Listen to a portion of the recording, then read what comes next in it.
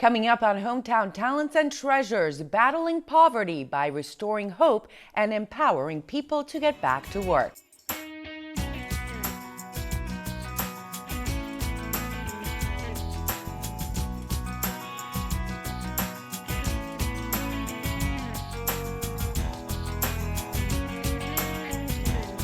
Hello everyone, I'm Eszter Vajda. Thanks for joining us and welcome to Hometown Talents and Treasures. Our goal is to introduce you to citizens who in their own unique way enrich, educate, inform, or inspire others in the community.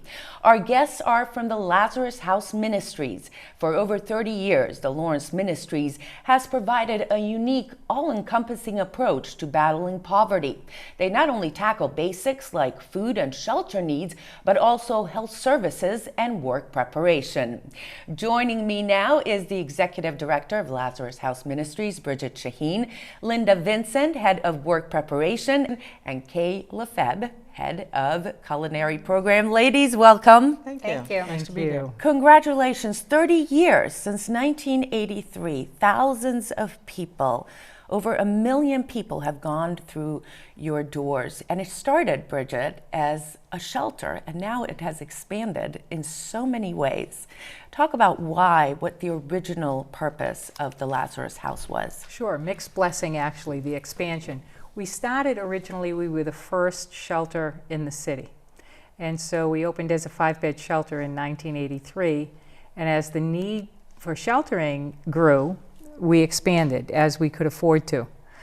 So we went to 18 beds, 28 beds. Now we're at 41 beds and 6 cribs.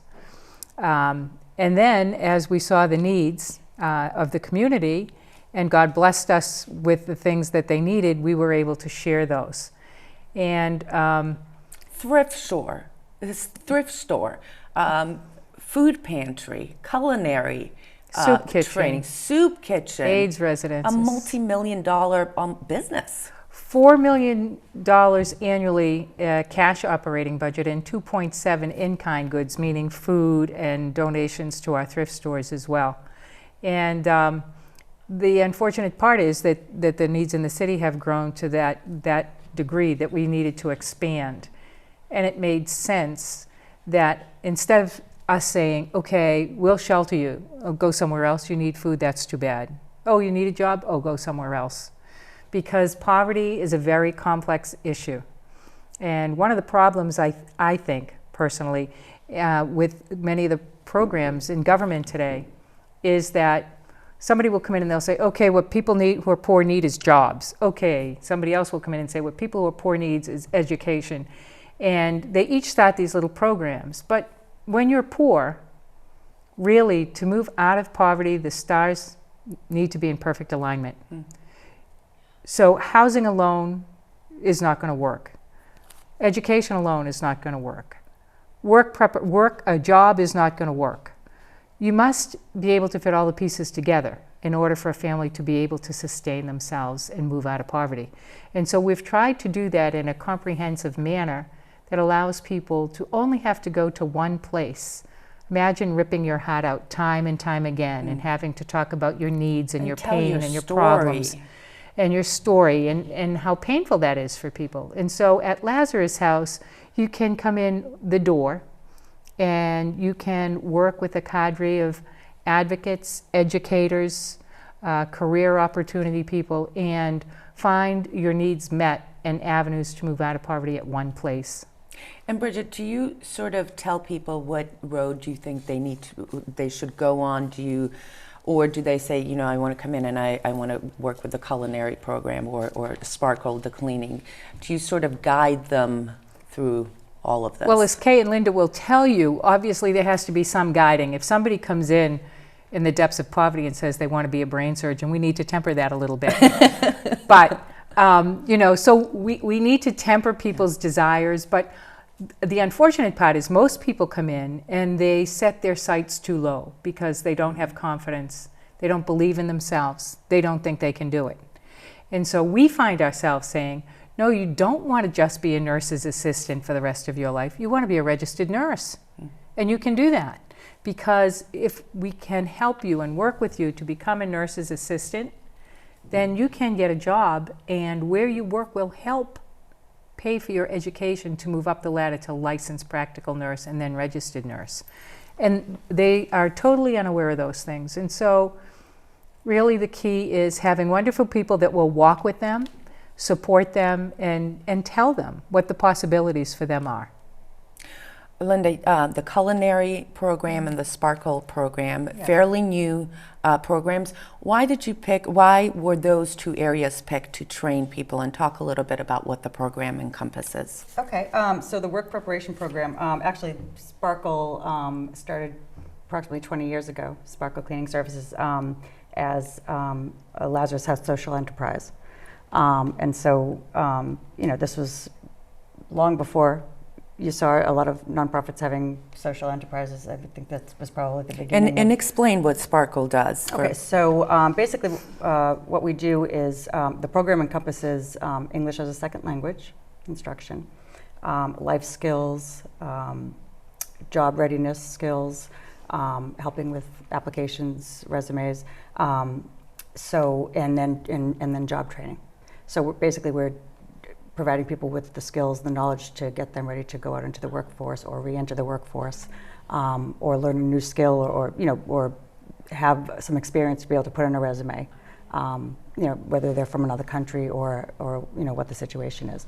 But so with Sparkle, for example, they have 8 weeks of English language instruction, and then they have 16 weeks of job training in Sparkle Cleaning Services, where they're paid for 30 hours per week for the 16 weeks. And so it gives them some experience, not only with a skill, but also, all of the other job readiness, being on time, being responsible. The basics. The basics, yes, all the soft skills. And so it's, it's something to get people ready to, like I said, re-enter or go into the workforce and have some experience and or a new skill, and then we help place them in jobs. And Kay, with the culinary program, now that is pretty new, 2 or 3 years, the culinary program. How do you train people, and do they go on to work in restaurants? Thankfully, it sounds like the dining and entertainment businesses are still, or have always done well. We've been lucky in the fact that there are a lot of restaurants, especially Latino restaurants, Mexican restaurants, as well as family restaurants that need the services of the people that we have. We've been lucky in the sense that our guest chefs that we have, I don't know if do you know how the program works? No, tell us, please tell us. All right, you get an hour? Okay. We do, actually. When I was first asked to do this program, one of my friend, Ann Shields, started this program with Donna Leone about a year and a half before I came. I've been here about a year and a half ago. And she said to me, you ought to do this because, you'd be good at it. And I said, good at what? She said, teaching. And I said, teaching what? And she said, culinary, which is a joke because I don't cook. And I have nothing to know about culinary. I know nothing about it. There's the secret. You know what I mean? Just getting out. Yeah. So I don't know how to cook. I probably, and my children will tell you that. They used to make fun of the cockroaches that used to come to the home. No, I'm only kidding. But, nevertheless, I said, okay, well, what do I have to teach? And they said, Surf Safe. It's a great course. You learn so much. We've been able to because we work out of the pantry, which is at 242 Hampshire Street, and the kitchen is small. So it's not, we can put 8 to 9 students in at a time, and that's what we do every 8 weeks, enough for a month, and then 8 weeks. So we do about 24 students a year. And we take the 8 students and we train them in culinary work. The chefs come in. We have a trainer. Our first trainer that I've worked with is Elaine Chiricello from the Andover Country Club. And she worked with us for last year and the beginning of this year, and then she hurt her back, so she's out with surgery. And so now we have Steve Bell, who used to own the Savory Tastes in Reading. So he comes and he helps train the students.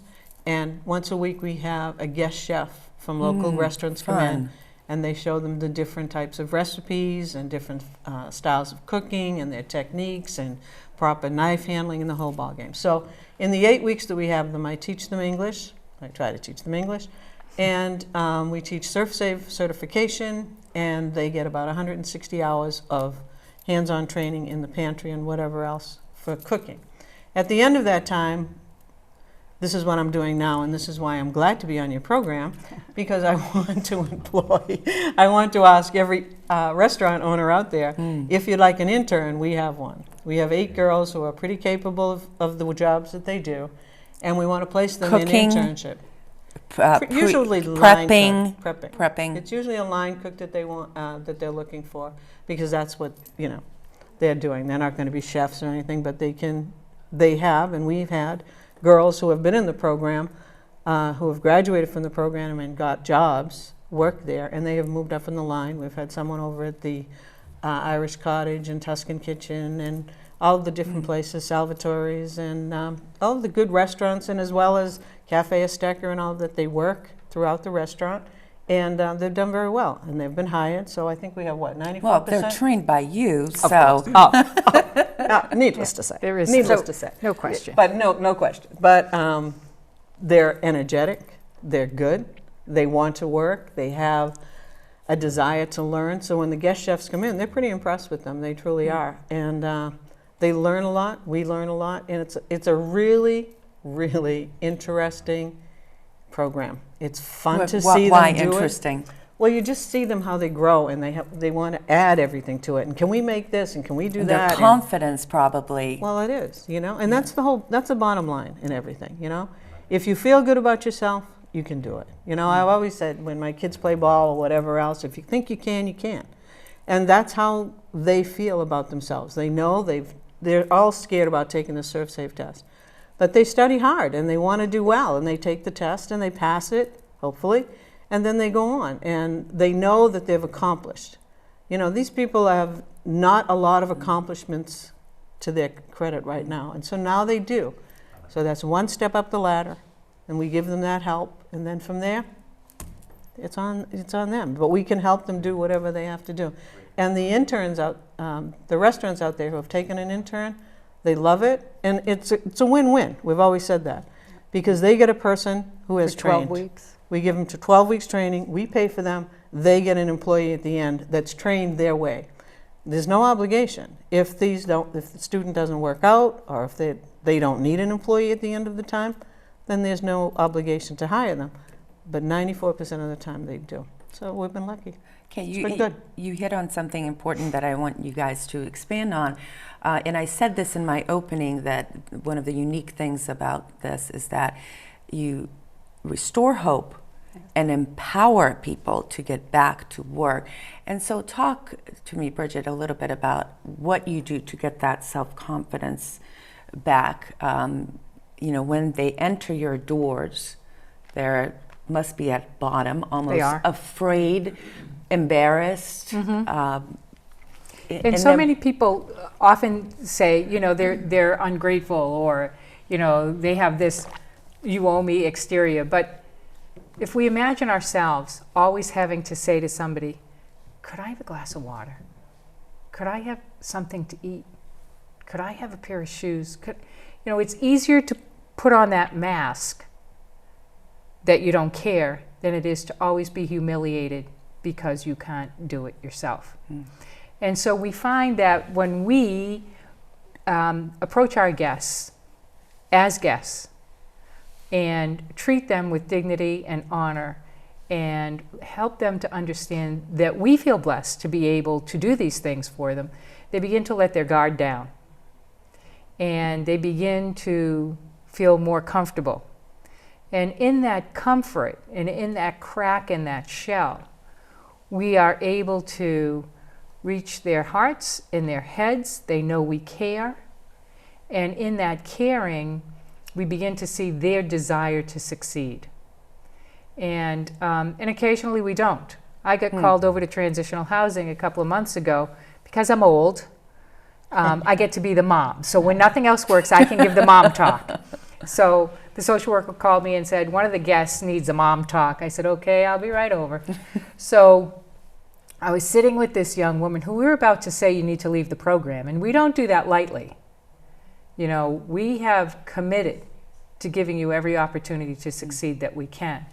And so she was just having a difficulty thinking, agreeing to follow the rules, thinking that, we should feel bad for her and we should help her. And so I said, look, I'm going to tell you exactly what I would tell my own daughter. There's no reason you can't do this. Do it. You're strong, you're smart, and you're capable. And then I got thinking that she was my own daughter, and I said, hasn't anyone ever told you this before? Thinking of how many times I've told my kids. And she said, no. And she wept. She wept in my arms. We never had another problem with her. Wow. Somebody cared enough. Someone told her that she could. And someone said, and we're going to walk with you while you do. But you're going to do it because you can. And once people understand that we have very high standards for them, and we make it very clear that it's not because we want to be hard on them. It's because when I look at somebody that's poor, I see a person that's the same as me, except they don't have money.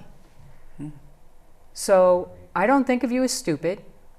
I don't think of you as weak. I don't think of you as incapable. So I'm going to hold you as accountable as I'm going to hold me. What I can do, you can do. And once they understand that we hold these standards for them because we believe in them and because we care about them, really people will do just about anything that they need to do to move forward. But the care and the support has to be there first.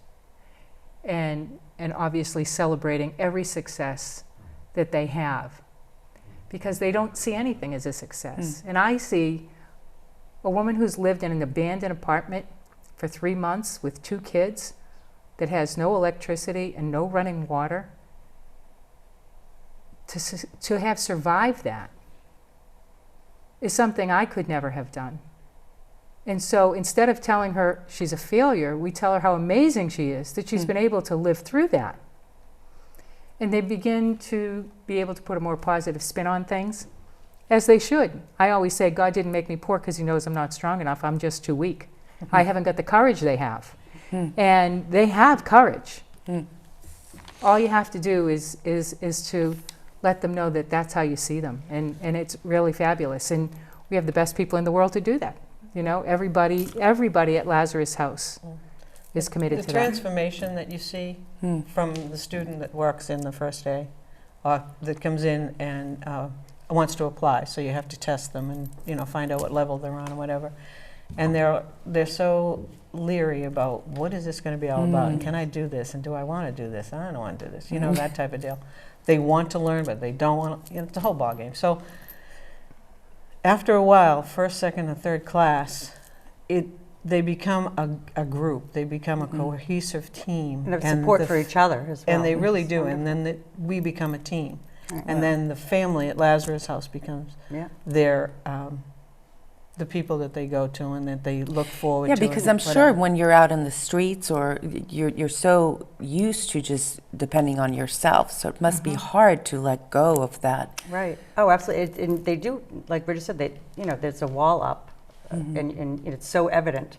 And you can't really blame them. Yeah, right. Yeah. And to see the transformation, and that's why everyone at Lazarus House, but like in the education and job training program, we put such a giant focus on empowerment and building self-esteem and building and goal setting, what do they want to do? What are their dreams, and how are they going to attain them? But in turn, they also have responsibilities. Right. Right. Yeah, we provide them with a lot of responsibilities. There's certain things that we just don't accept, and that's being tardy, being absent, The not basics. caring. Just like if you're working, not just if you have a your job. all. Right. We're giving them the opportunity. Right. They have to accept that opportunity and then turn it around and make it work for them. And a lot of them are they don't have that family support. Right. They're on their own a lot of times. They're young people, they're older people. I mean, my group right now goes from 23 to 47, and some of them have never worked, and some of them have worked in temporary jobs, every other, different jobs, packing and things like that. But it doesn't give them the sense of accomplishment or self-esteem, and that's what we try to do, and that's what they get by the end of this program. I love this program. I love it. You would too if you were over there. You'd just love it. You come and see us. Yes. Before I close on this culinary program, I just want to mention two of our chefs who are I can call them anytime and they're there for me. Tommy Greller from the Prelude in Methuen. It's a great little restaurant. Everybody go. This is a okay. And You hear that out you there? hear that, Tommy? And Jerry Tice from the Omni in the Parker House in Boston. They've been great. Wow. I can get them to come Big time. Yes. anytime. Big time. Anytime. Oh, we get Yeah. great chefs. Yeah. Great chefs. And I don't want to not leave anybody out, but these are the But people those that I two can are call. They're always outstanding. there. They Yeah. never say no. They're great. You mentioned you have 23 to 47-year-old. What's astounding to me that's missing from the discourse, I think, in the United States is how severe poverty and how wide of a range Widespread, yeah. it is. And we're talking young children and also people who otherwise held good jobs Sure. and had homes and cars and lost everything. Right. So I want to ask you guys all, from your experience, to talk about that face of poverty and how it's changed, how it's evolved. And it is, I asked you earlier, Bridget, is there a leveling off? I would venture to say people don't know that there's such severe poverty. When you look at the city of Lawrence and you say over 92% of the children in the city of Lawrence live below the poverty level, people will come to me and they'll say, well, we just drove in and we didn't see anybody on the street corners and we didn't see anybody panhandling. And my comment's always, well, who are they going to panhandle from? If 92% of the people are living below the poverty level, what's the point of being out on the street? None. Zero. And they're very fortunate that they're in Lawrence because there are programs that care. Is it enough? We have 750 people each person representing a family that come to us for groceries every week. Because they have, every week, 13 tons of food a week we give away, just in the food pantry. That's incredible. When you consider that 2.5 years ago, we were feeding somewhere between 250 and 400 families a week. And now we're up to 750. And a week this summer, and only because we've had so many rainy Wednesdays, because we give out food on Wednesdays. So our food pantry is, again, to restore dignity and a sense of honor. So we don't give people a bag of food. We have a room set up like a store, and you come in and shop. So we're not going to tell you what kind of vegetables you like. We'll say to you, you can only have 5 cans of vegetables. Pick the ones you want. And I can't tell you how many people, when we've said, you pick it off the shelf, have wept because they haven't done that in so long, and they're so embarrassed.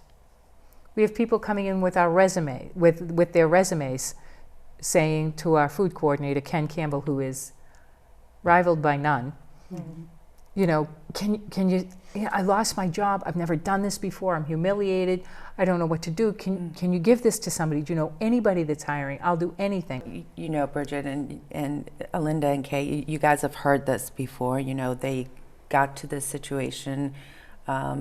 It's their own doing.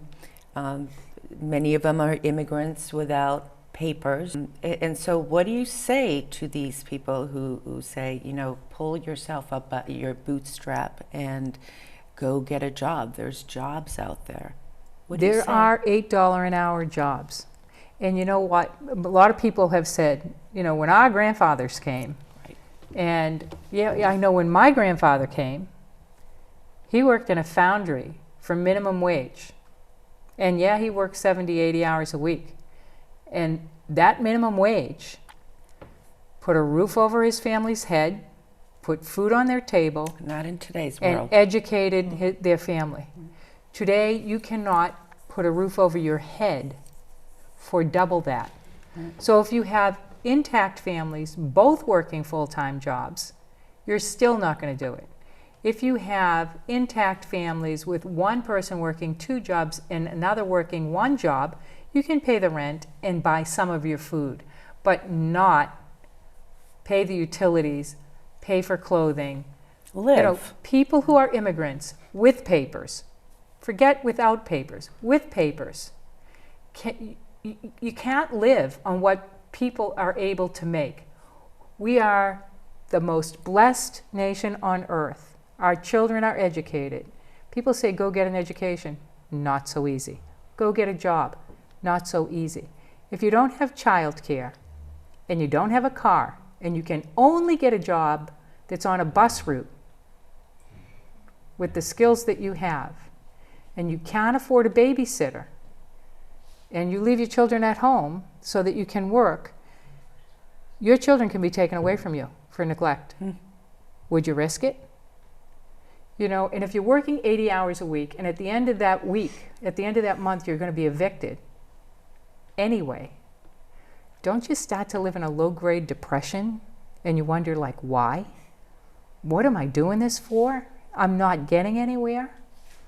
There are so many, it's not as simple as go get a job. They're all either resident citizens. Yeah, in order to be in the program, they have to. They go through all of the 'Cause documents. for They working. have it all. Yeah. Some of them have come here from Puerto Rico, some from the Dominican Republic, some from El Salvador. They're from everywhere. Their major disability, if it's such, is the fact that they don't speak English. They can understand English, they can read English, but they don't speak it. And again, it's embarrassment. They're not used to it, and so they don't do it. And that's something And the this is- Lazarus House provides. That's We what provide as ESL. part of to the do, program. right. And As honestly, well as a lot of the other programs. There are a lot of programs in the city that do the same thing, but it's difficult. It's only an 8-week program. We're going to go to 10 weeks, but it's an 8-week program, and they have to be able to speak English well enough when they go out on the job. So when they say they're illegal, it's, I can't say I'm hurt by it, but I feel badly for people that look at them to say that they're illegal, because they're not. Right. They are not. So They are here just like we are. people in our work preparation program, obviously in order to be able to get a job, they have to have papers. right. So people who are in our work preparation program absolutely have papers. We will turn no one away from food, ever, ever. Number one, we're a ministry. And God never said, Jesus never said, feed the worthy hungry. Matthew 25 doesn't say, feed the worthy hungry, give drink to the worthy thirsty, shelter the worthy homeless. He says, do it. In fact, I think it says that that's going to be the final judgment for all of us. So we have the final exam. We know what the question is. We want to be able to answer it right. So we will feed anybody, not only for that reason, but because it's a service to our community. I believe that there's less violence, that there's less stealing, that there's less armed robbery in the city because nobody has to listen to their children cry from pangs of hunger every day and every night. And I think that as a parent, I wonder how long I would live with that before I would do whatever I had to do to feed my children. So we will never turn anyone away from food, ever. As long as there's a room open in our shelter and there's a bed available, we will not turn people that are drug and alcohol free while they're with us in our shelter. We will never turn them away. I'm glad you brought that up. Yes. Linda, you were going to... Yeah, what I just wanted to add to what they're both saying, that it's, a lot of the guests that we serve are, it's people like you and me who have just fallen on bad times, Right. Related due to the economy, or are people from that have traveled over here from other countries and that are highly skilled people, but their degrees or whatever, it's And the language. in the language. So when they come here for better opportunities, find themselves needing to learn the language, obviously, and all of their skills that they have and that they've learned. People with bachelor's degrees and master's degrees and trained in all different types of areas. that they're not usable here, or those credentials are not usable here. So we help them with that type of information too, how to get things credentialed, and but they have to learn the language. So but instead of just teaching English or just providing job training or just shelter, as Bridget was saying, it's part of every step that you need to be able to move on and move up and get to the next place. So that's why English is part of our program, and we don't just they don't have to go here for English and then go somewhere else for job training. Most cities and towns have done a pretty good job. Mayor Fiorentini in Haverhill was saying that is one of the biggest new programs, ESL, that they provide over in Haverhill. There's a waiting list, years long, Yes. for ESL programs. It's out there. Right, and our program is free for people who can't afford to pay the $79 or the $59 to take a course in English. Right. Everything we offer is free. Over 60% of our staff is Hispanic from the community.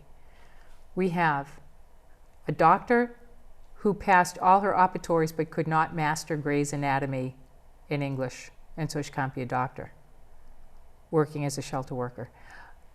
I don't think I could pass Gray's Anatomy in English either, to tell you the truth. But so we have a doctor. We have an accountant who couldn't master some of the terminology, and she also works in our AIDS residence and in our shelter. We have a high school teacher from her own country that's a supervisor in Sparkle Cleaning Company, because she can't get, and these are older people, so now difficult to start relearning all of that information in a foreign language. High school teacher that's now one of our supervisors in Sparkle, and a nurse that actually serves the soup and the food in our soup kitchen. So it runs the gamut.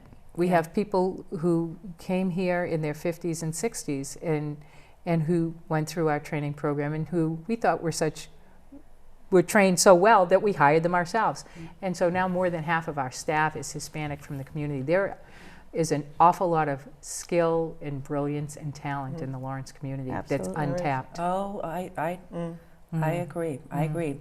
Talking about the naysayers and the people who may question this, I think it's important to point out that you only take a very small percentage of government funding.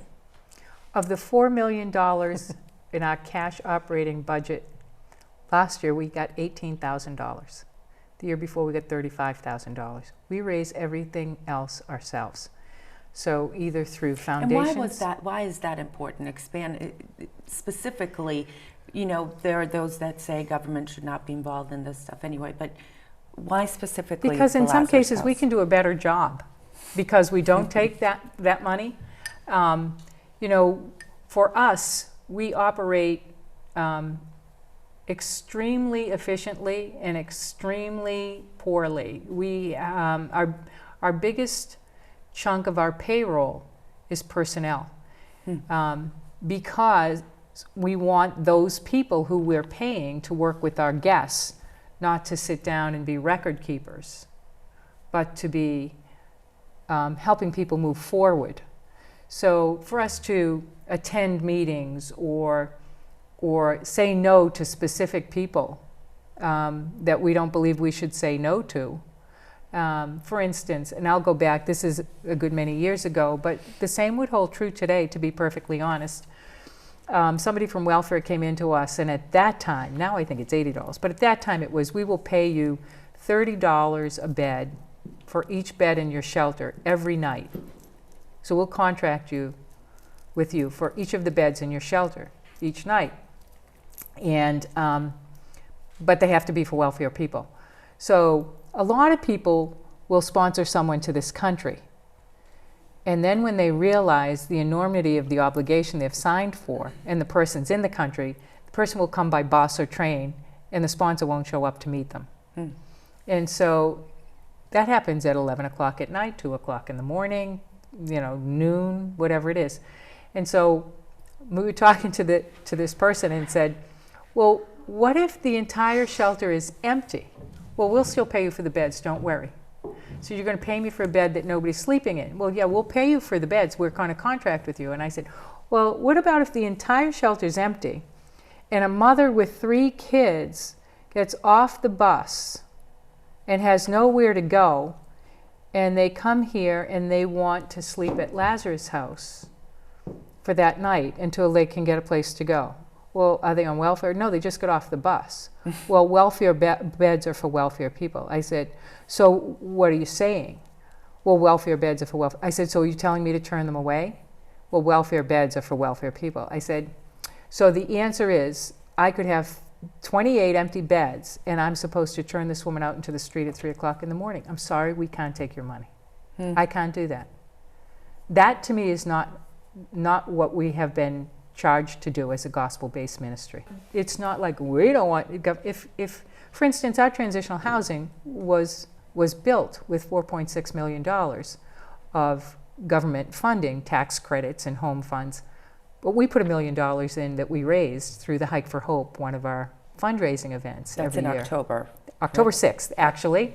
Another one of those notes. October 6th this year.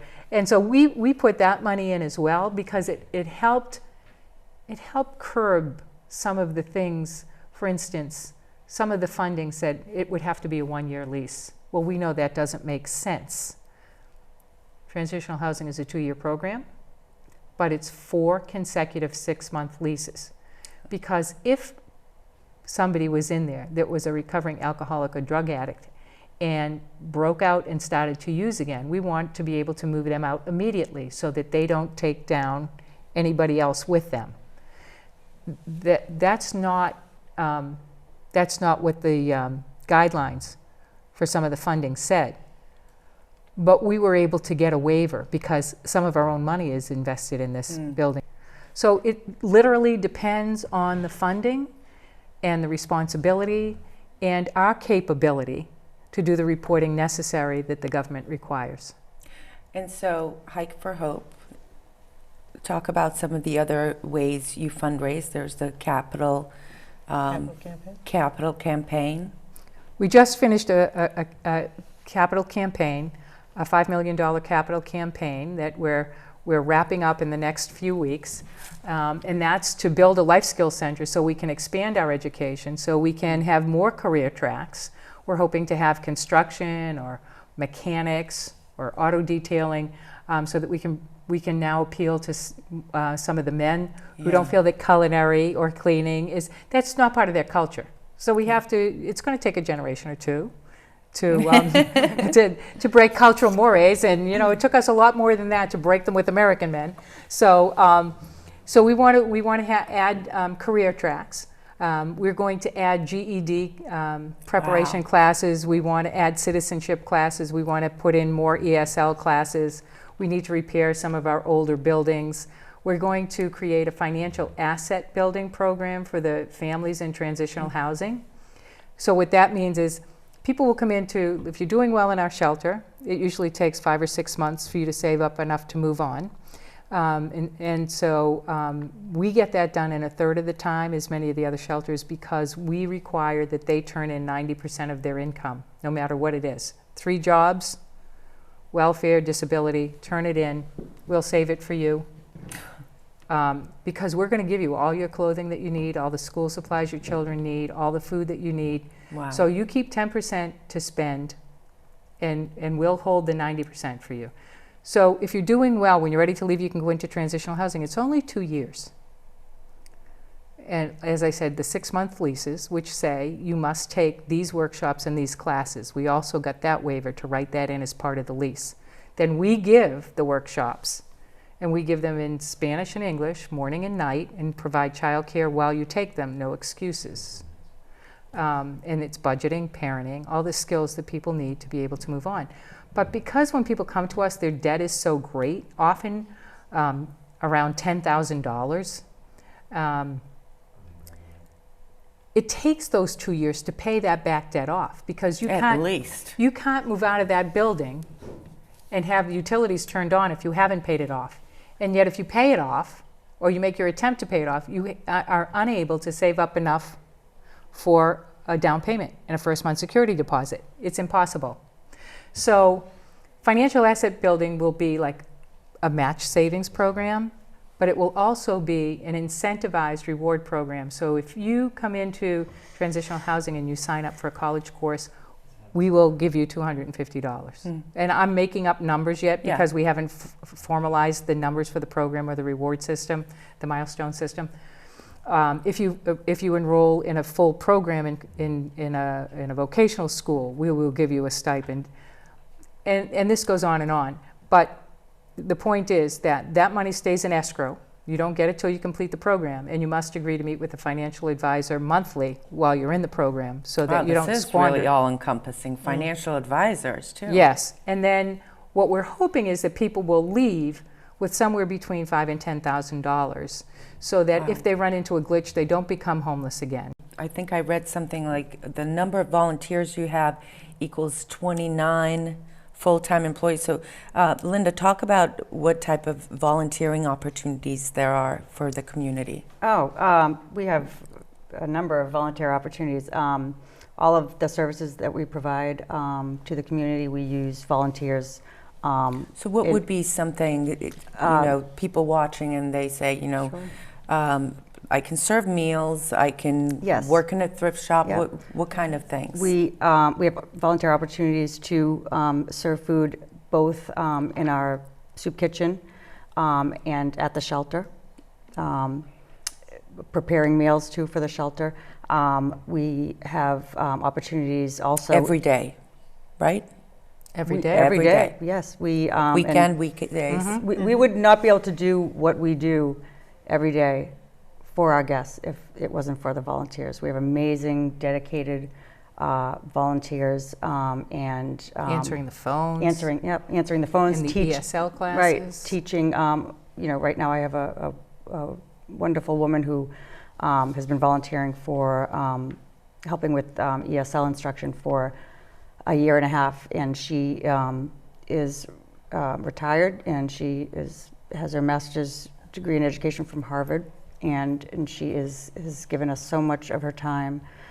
She comes in 4 days a week and teaches. Wow. And it's just so there's opportunities in the So work there's preparation skilled program. areas and also non-skilled, where Right. people can answer phones. Absolutely, or helping out in the thrift store. There's nothing sorting that clothes. we can't use. Housekeepers. Right. People. We have a couple of guys that are retired that come in and they do little, like there was a guy repairing the one of the steps when we left. He was cutting wood to repair one of the steps, so they do maintenance. We have people that will volunteer to do some of our accounting. We have people that will come in and they volunteer to paint the shelter. I mean, when do we all have time to stop and paint the shelter? And we sure can't afford to have things painted. Repaint the offices. People come into the soup kitchen. So what are things that you need? You mentioned that you need people to take some of the interns, some of the restaurants. So if you're listening out there, you're a restaurant qualified interns, 8-week program. What other areas do you need in the food pantry? What are things if people are collecting food, clothes? Yes. What specifically? All of that. I mean, we, like Kay said, I mean, for a restaurant, it's a win-win situation. They're getting 12 weeks of help for free, and we have insurance on every trainee, and we pay them and provide everything. So it's really a win-win situation for them for some extra help in the kitchen. When it comes to our food pantry, for example, I mean, you heard the amount of food that we put out every week. What specifically? We think canned foods. I talked to Linda Zimmerman of Neighbors in Need, and she said one of the big things that they need right now are baby things, baby food, diapers. So for a lot of people just go to their cupboards and take the canned goods and throw it in there. So. First of all, you guys weren't ready for this. We are really grateful for people who will do that. Yes, if it is out of date, we will not give it away. Right. So we always say, we treat our guests like you treat your family. If you wouldn't give it to somebody in your family, please don't give it to the guests in the street. If they get sick, they can't afford to be taken care of. Right. So any kind of a non-perishable food item. Every week you can come into our food pantry, and the food that's there will give you a balanced diet. There's always a protein. There's always beans, a pasta product, soup, bread, and we're really good with bread right now. We're really good with bread right now. We even give bread away in our thrift stores, so that people who may not be able to get to us on Wednesdays can always have something. And that's a way for us to find out who's in need of food. Any kind of non-perishable food item. Anything that you would use in your home, keeping in mind that a great deal of our population is Hispanic. And so that's what their tastes are. Dried beans, we use sushi tons is of. not necessarily in the menu. Not for them, maybe for us, but not for them. We might like it for lunch. We are lucky we're able to give out yogurt every week, so that's always a good item. For our shelter, we're always doing food drives, food drives, toiletry drives. We are always in need of toothpaste, toothbrushes. We're always in need of disposable razors. Don't think about that stuff. We're always in need of feminine personal hygiene items. Unfortunately, we're always in need of adult diapers because we serve the elderly as well as the young and able-bodied, and we serve the mentally ill. And so we need all those kinds of things for them, particularly right now. Newborn and size 1 and size 2 diapers we are short of. So we need that. Paper goods for our soup kitchen, paper towels, toilet paper. Look around at your house. Right. And not just a cupboard. Exactly. Our thrift stores will take any furniture that's usable. Unfortunately, we cannot take things that have a lot of pet hair or pet dander on them because, again, many of our guests have asthma, and if it causes an asthma attack, we could lose some of our children. We just can't take that chance. And so we don't want people to be offended by that, but we have to say no to those kinds of things. And with winter right around the corner, I can't believe I just said that.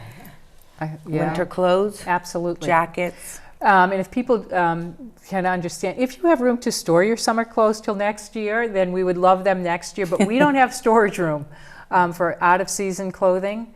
But we will, and unfortunately, a lot of people think of the children and the babies. The people that it's really hard to get clothing for, winter jackets for, are the men. You know, people think of children first. Yep. Then they think of women, and the men. Sometimes we don't have enough.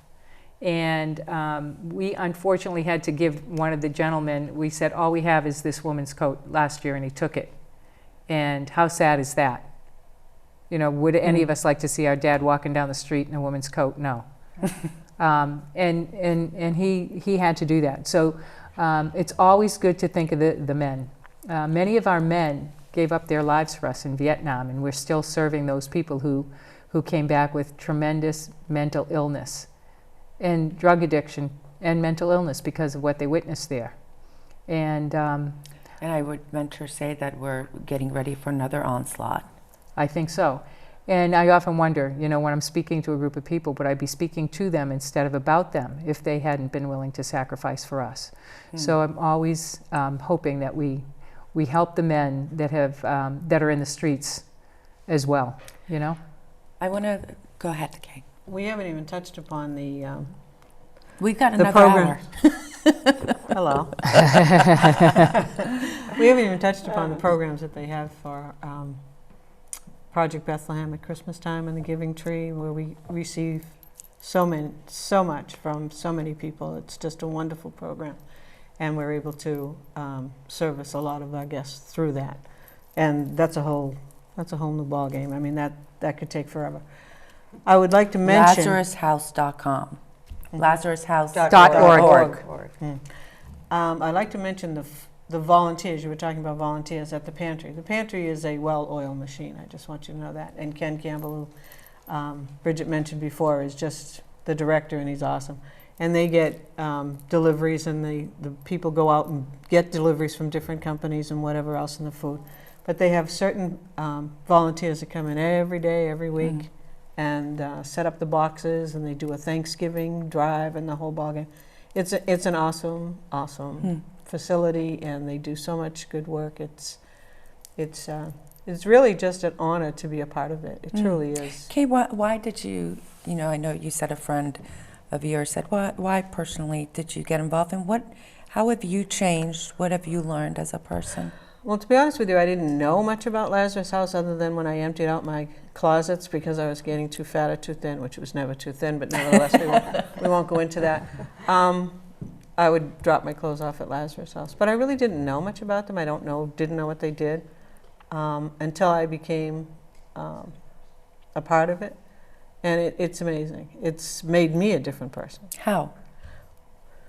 I'm just so much more aware of the needs of people less fortunate than myself.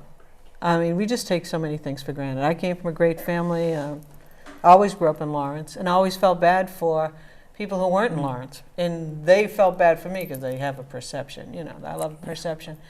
They always think that Lawrence is this, that, and the other thing. And it's a great little community, and it's a community that's growing, and we have so many good social services that are available to all these people. And I mean, good community people. works. Yeah. What do we Good have? What people. do we go to?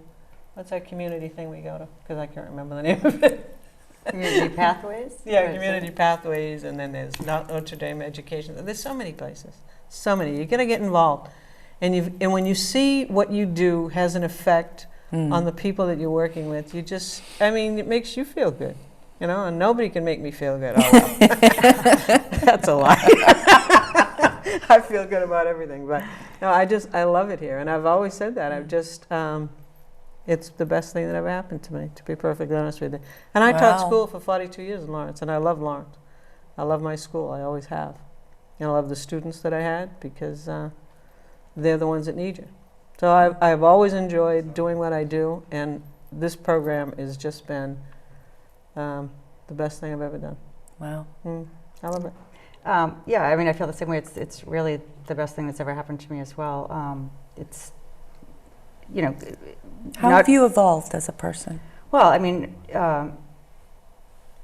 know, like Kay said, I think it's just having a much more of an awareness of the needs of people, and having a much better, you know, understanding that how fortunate you are, you know, and I'm sure you become sort of an advocate among your friends and family. oh, and- absolutely, absolutely, and Gosh. And are you amazed at how little people know? Yes, Oh, absolutely, my absolutely. It's you know what, and I think even people that are aware of Lazarus House, like I said, people that are, or like Kay was mentioning, About the dropping. poverty, I mean. Oh, okay. Oh, yeah. Oh, absolutely. Yeah, I mean, people don't have ideas, and don't realize how big the numbers are, and how it's, you know, it's just really such a big part of the community that we are in, and the surrounding communities. Wide spectrum. Yes, I have and learned so much from, we call her B1 because she's the boss, but Yeah. she is Lazarus House. yes, And she has made it so real for me. yes. And I just did a Curcio through their intercession. They wanted me to do it, and I thought, but anyway, it was a wonderful experience for me at St. Basil. And Linda Campbell and Bridget and all of the people that are a part of that just make your life so much better. To just feel good about yourself, and you feel good about helping people, and you just realize that there's more to this life than just you. You know what I mean? Yeah, it's huge. I mean, not only seeing how you have an effect on people, and you know, I mean, any one of us could be walking down the street, or you know, it's happened to me before, where I'll hear my name called, and someone run up to me and just give me a big hug and look in my eyes and say thank you. You know, and I say thank you because, you know, I didn't. We provide services and you know, some opportunities, but it's really, you know, the individual has to really step up and do what they need to do, and so, you know, we're just a little foundation for that, you know, I guess. But you know, and not only that, you know, helping people and just the rewarding feeling that you get from that, and seeing people grow and flourish and improve their lives in the ways that they need to. It's, you know, all of us at Lazarus House, we are a family, and we've dedicated ourselves. Every employee and volunteer is so dedicated. We've dedicated ourselves to working together to help the people in the community. It's not just individual, this program, that we all work together. We all, we'll do anything that we can for a guest, and if not, then we will give them the information or a referral to get what they need. And we all work together in such a wonderful fashion. And Lazarus House would not be the way it is without Bridget, because she is our. And although she will say it is all of the employees that do all I'm not going to let her. I've already heard it from That's her. right. But she is, yes, but we cannot do I'll that. get paid later. We after. cannot, I get my money later. we cannot do that and do it so effectively without her direction, without her inspiration, and without her belief in us. And she makes, honestly, just, she makes it so known and so, she doesn't keep. Not yet. I'm the boss here. She does not keep it inside, and she lets you know how much you are appreciated. And it's a wonderful, wonderful family, and we are all dedicated to doing whatever we can for the people in the community. And this is why you guys are our hometown talents and treasures, all of you guys. But I want to ask, you cannot address what they said, but I do want to know, Bridget, I do want to know in our final seconds, you hear these horror stories, you see the poverty, you see that sometimes change takes so long, and what keeps you going? What keeps you motivated? Besides your team, besides all the great people you work with, what gets you out of bed every day? I think what gets us all motivated and what gets us all out of bed every day is knowing that we have each other. And, God didn't send anybody ever to do anything alone. He always sent people 2 by 2. There was wisdom in what he did. He didn't go himself. He had, he sent out a group of people to do a job. And the only reason that we can do what we do is because there's a community behind us. And that melds into the bigger community, and that melds into the bigger community. Because really, Lazarus House is merely a channel of other people's goodness. We don't take government money. We have nothing to give away except what people give us to share with. We know how to get it to the people who need it. People want to make a difference. They want to be a light in a dark, hard, often cold world. We're fortunate in being able to know how to get things from the people who want to do that to the people who need it. Wow. So, it's really, we're blessed to be a channel of other people's goodness, yours included. The fact that we're sitting here, that's such a gift to our guests, because it will bring what they need in some way. I don't know how, and I don't know when, but we all know that this will bless our guests. And so, your goodness, the goodness of the viewers, the goodness of the community at large, are really what Lazarus House is. We just get to be there and get the fun part of seeing the joy in the face of the guests when they make it, or when they have food to feed their children. And we get to see their gratitude, and we get to see enormous generosity on the part of people like you, and the part of people who come, bring their families, give of their time, give of their talent, give of their money, people who give of themselves. So we're the fortunate ones, and we know it. Bridget Shaheen, Executive Director of Lazarus House, and Linda Vincent, and Kay LaFab. Fab. You could say fab for fabulous, but it's really LaFeb for February. Really great discussion. Thank you very much. Thank you very Thank you. much. Thanks so much. And that's our show for tonight. Thank you to all the heroes out there for all that you do. If there's someone or an organization you would like to nominate to be featured on Hometown Talents and Treasures, email me. You see the email address on your screen, esternvajda@gmail.com. Remember, it can be anyone. The important thing is that they selflessly donate their talent and time to help others. Thanks for watching, and see you next time.